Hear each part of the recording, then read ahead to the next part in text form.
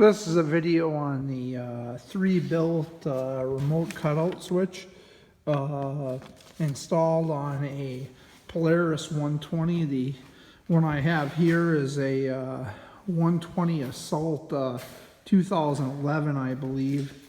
And what you get with the kit is some instructions, a remote cutout switch right here, a battery pack. You need to make sure that you do order the model with the battery pack.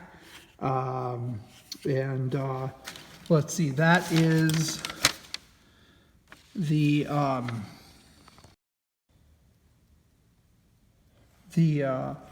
RES6VX, because these snowmobiles do not have a battery.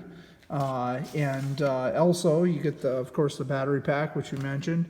You get the transponder with the antenna on it and wires coming off the end of it, red, yellow, which you won't be using, green, blue, and then a black one on the back of there. You get a bunch of zip ties with it, and then you get this plug.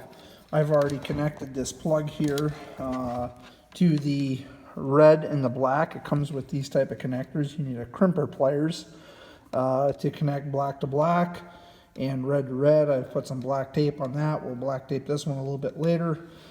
Two things that I would recommend that you get yourself prior to doing this to make it a little bit easier is, number one, get yourself some tap splices. This came from a big box store, giant pack of them, who knows how long ago, for a few bucks. And of course, black tape, and then some more zip ties as well. And this should work on any Polaris 120 installation from 2000 to 2017. So the first thing I've done here is mount a transponder, and what I did is I used two zip ties. I didn't use the sticky thing on the back of it. I just used two zip ties and opened the hood up here. And what I did is I put it right to this cable tie here with two zip ties, one on the top and one on the bottom here. That allows the antenna to kind of hang up in front of the handlebars, and that'll give you the maximum distance. And it also gives you plenty of length with the cables, and will keep the system dry because the hood will shut down nice and easy there on top of everything.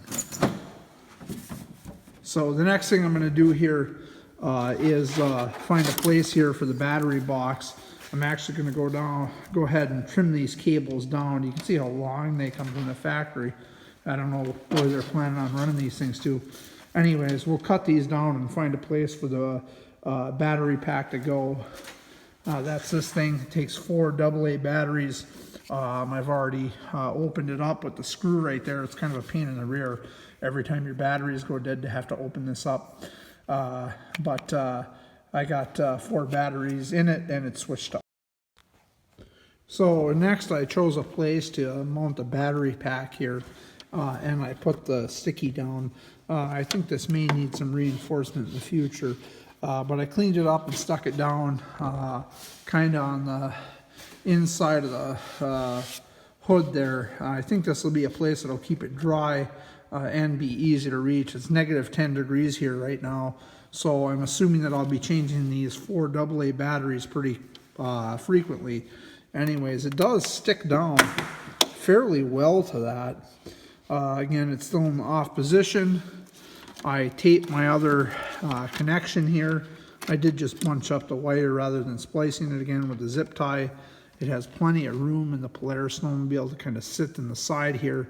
And then we'll go ahead and plug this in and then move on to the next step. So the next step here, we hooked this up here and then plugged in the plug here. The next step is actually going to be to hook the remote cutoff into the sled. And what you're going to want to do is there's this encased wire here. It's got this plastic casing or conduit around it. running up to the handlebars. Again, this should be the same for all 2000 through current Polaris 120 snowmobiles. And if you crack this open, it'll split open, you're going to see 3 wires inside there. A blue, a black, and a brown. And what you're going to want to do is splice into those wires. Again, the yellow will not be used in this situation. You're going to want to splice the blue wire to the black and the green wire to the brown. The brown wire in here runs to the chassis ground, and the black is a normally open, I believe, switch.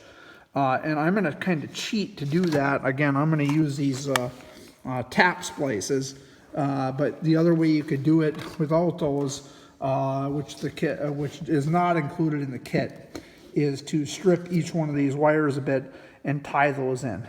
So again, we're going to do blue to black and green here to brown here. So now what I did is I used my 18 and 14 tap splices. Again, I connected the green, which should be the ground, to the brown wire here.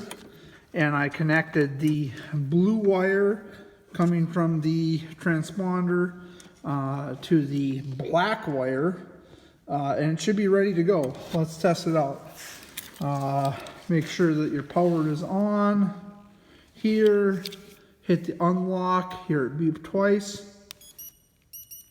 Okay, I already warmed it up, even though it's 10 below, so it should start.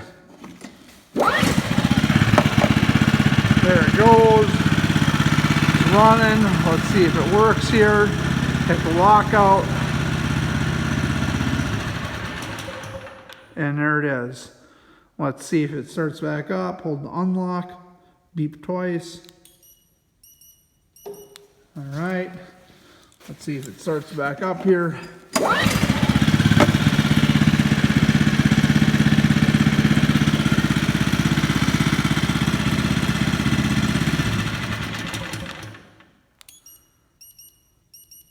All right, that should be it. So what I'll do now is I'll tape these off, clean this up. I'll cut the yellow wire down and tape that up. Kind of wrap up all these wires and we'll be all done. All right, and this is the final product. Again, I have my transponder with the wire going up the handlebars so I get maximum range. That'll tuck underneath the hood when it comes down. My splice is wired in. I left my wires long, zip tied them together. You can certainly cut them shorter.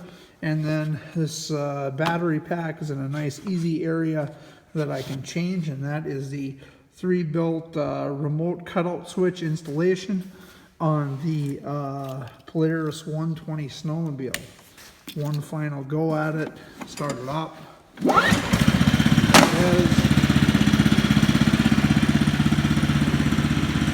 Let's make sure I have the power on. Gotta have the power on first, and then finally cut it off. There it is. Thank you very much.